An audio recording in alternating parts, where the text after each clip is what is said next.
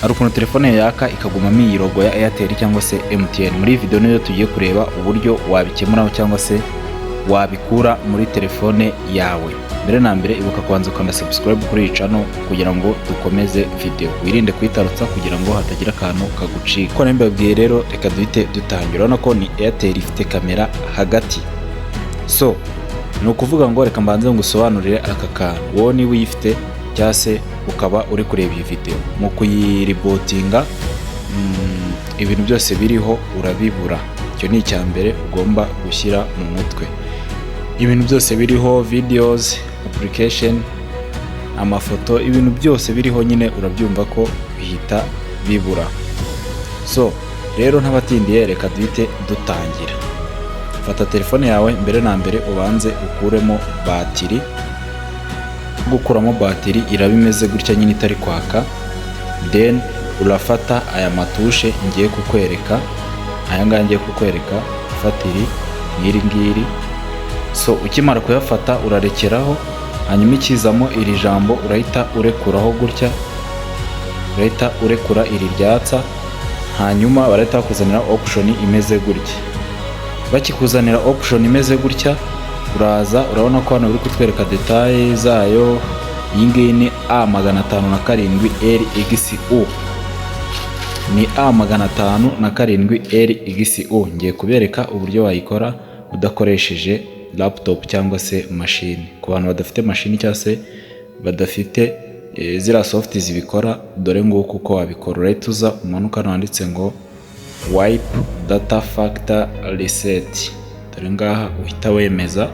Ukimara kwemeza urahita uza ukanda hano handitse ngo factor data reset, uhita wemeza, tegereza phone yiforomate, then tegereza akanya gato.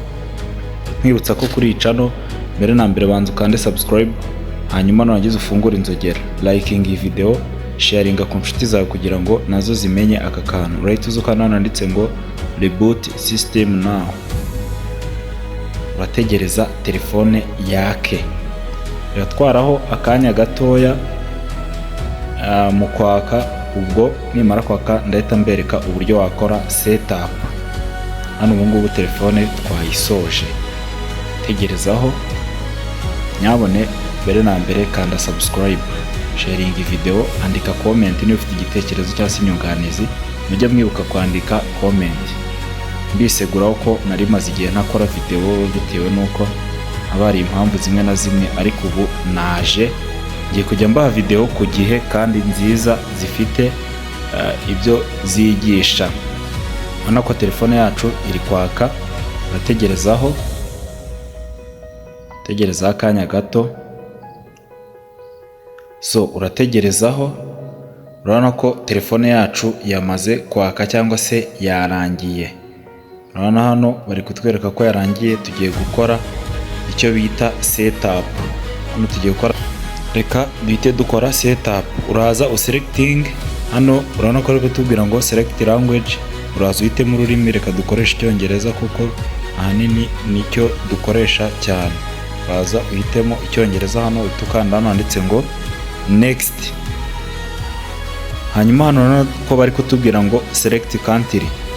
Ni ukuvuga ngo hano bari kutubwira ngo duselecting igihugu cyangwa se duhitemo igihugu. Urareba igihugu urimo, ko ari u Rwanda, turahitamo Rwanda, hanyuma ukande next. Hano baratubwira ngo dukore setup iz'amasimukadi. Ni ukuvuga ngo hano uraza uhitemo simukadi niba zirimo, uhitamo nka Airtel. Hano uhitemo Airtel, hanyuma hano hejuru uhitemo Airtel. Ibyo byiza uhita ukanda hano handitse ngo next. Hano kuri next. Ukigera hano, ikintu ugomba gukora, ugomba kumakinga sure neza ko simukadi ugiye gukoresha hano iriho internet cyangwa se iriho megabyte. Iyo nta megabyte ziriho, ikintu uhita ukora uhita uza ugakoresha network ya wifi. Hano tugiye guhita dukoresha wifi. Kuvuga ngo uraza hano handitse ngo view all. So urahita uza ukanda handitse ngo view all, hanyuma bakwereke network zose. Urabona ko wifi yacu dore ngiyi hano niyo tugiye gukoresha. Urahita uza ushyiremo password ya wifi.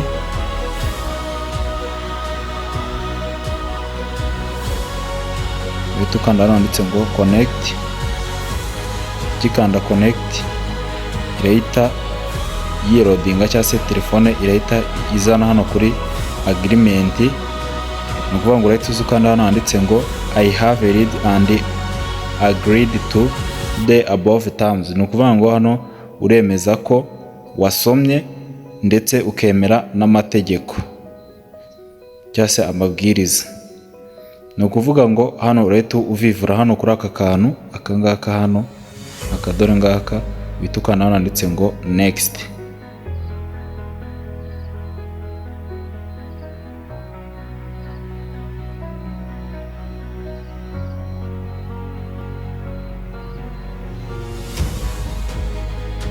So ugikanda next urategerezaho akanya gatoya.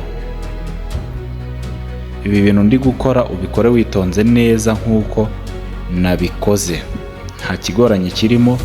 Wowe ibuka gusiga ukanze subscribe niba ureba iyi video cyangwa se uri kuyikurikirana 100%. Shyiraho subscribe yawe, fungura inzogera kugira ngo mu gihe dushyizeho video ujye uyibona mu ba mbere. Ikindi niba urebye video nk'iyi ibuka kwandika comment, yisharing inshuti yawe nayo imenye aka kantu. Shyiraho like kugira ngo ibintu bikomeze kugenda neza. Utegereza akanya gato.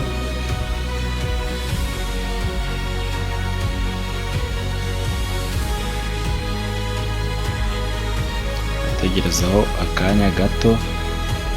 So hanyuma ukigera kuri iyi option urahita uza ukanda hano handitse ngo don't copy.